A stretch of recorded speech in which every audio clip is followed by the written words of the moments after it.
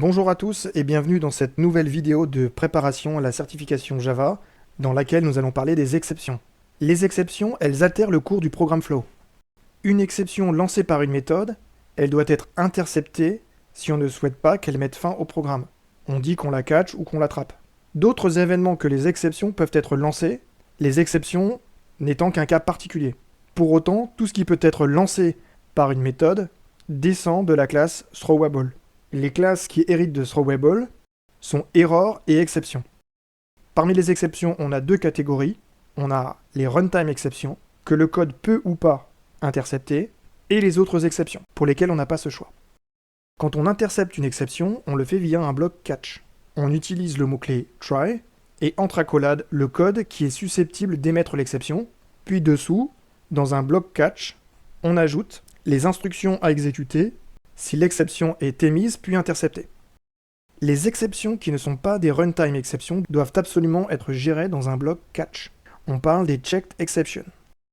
La classe exception elle-même, c'est une classe checked exception.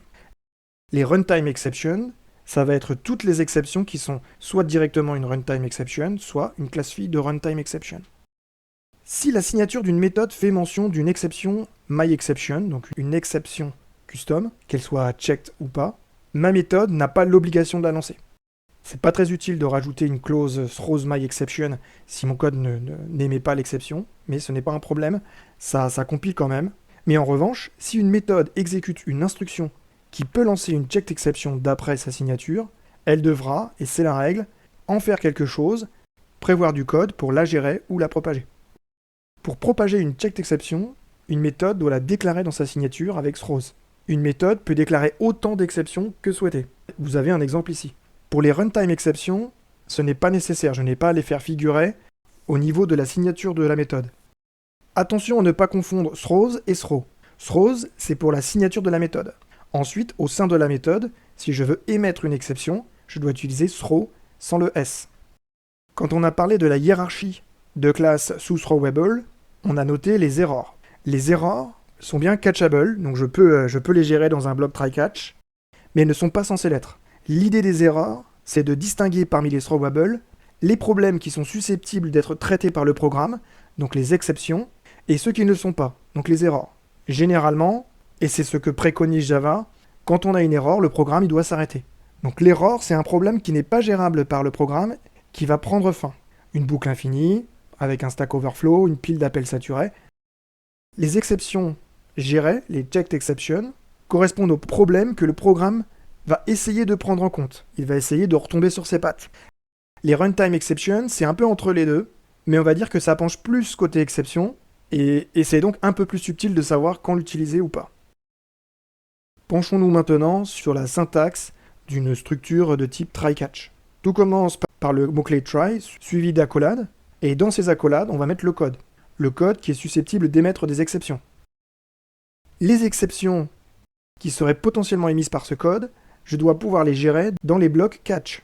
Si une exception est émise, les instructions du bloc catch correspondant seront exécutées.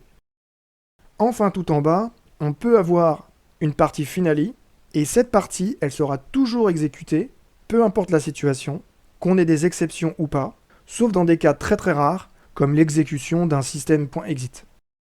La syntaxe, elle veut qu'on ait toujours au moins un catch ou un finally. Un finally tout seul, ça reste OK. L'ordre des catchs est important.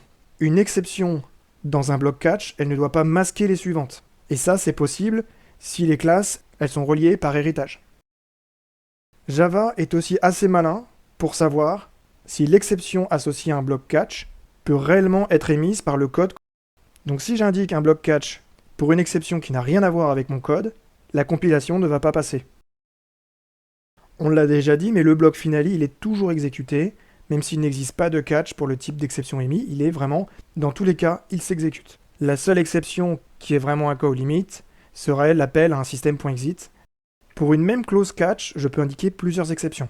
Ça, c'est quand je veux réaliser le même traitement pour plusieurs exceptions différentes. Dans ce cas, j'indique la liste des exceptions entre pipes. Quelques subtilités du multicatch, les exceptions, elles ne doivent pas être liées par héritage. Sinon, ça compile pas. Autre particularité, on ne peut pas assigner de valeur à la variable associée au bloc catch. Les exceptions, elles possèdent une méthode print_stack_trace, dont on n'a généralement pas besoin, mais qui peut être utile pour les exercices ou pour le code de tous les jours. Et cette méthode affiche la stack d'appel dont est issue l'exception. Pour la certification, vous devez connaître un certain nombre d'exceptions courantes qu'on retrouve assez fréquemment. On a l'arithmétique exception, qui survient lors d'une division par 0 par exemple. On a le array index out of bounds, dont on a déjà parlé, quand on essaie d'accéder à un élément d'un tableau pour un index incorrect. On a également la class cast exception, l'illegal argument exception, le number format exception. Toutes ces classes sont des runtime exceptions, donc je ne suis pas obligé de les gérer dans mon code. Parmi les erreurs connues, on a le Stack Overflow error, dont on a vu un exemple, qu'on peut facilement reproduire avec une boucle infinie. No class dev found error, quand une classe ne peut pas être chargée au runtime, quand Java n'arrive pas à trouver le bytecode pour une classe. On a également l'exception in initializer error, qui va survenir quand une erreur se produit dans un bloc d'initialisation.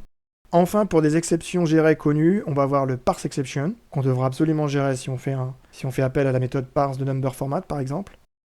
On a aussi les exceptions IO exception, et ses classes filles file not found exception et not serializable exception, ou encore java.sql exception.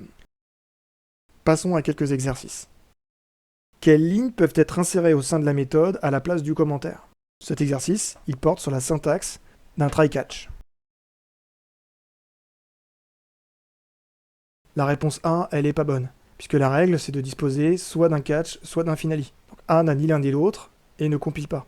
En revanche, D est correct, puisqu'il a un bloc finally, même s'il n'a que ça, on est syntaxiquement OK. Les exceptions gérées, donc celles qui doivent nécessairement être prises en compte dans un bloc try-catch, ce sont les classes qui sont des sous-classes de exception, mais qui ne descendent pas de runtime exception. La réponse B, elle est OK, elle est un peu spéciale, parce que exception, c'est pas une exception comme les autres. Le code va être OK ici, bien que dans le bloc try, on n'ait pas de code qui soit susceptible d'émettre l'exception. Si j'avais utilisé toute autre exception gérée, ça n'aurait pas compilé, et Java m'aurait dit « Attention, le code dans le try ne peut pas émettre l'exception indiquée ». La réponse B, elle est bien vicieuse. La réponse E aussi, elle est bonne, puisqu'on a indiqué dans le bloc catch une runtime exception. La réponse C, elle est incorrecte, puisque le premier bloc catch masque le suivant, car tous les deux portent sur la même exception.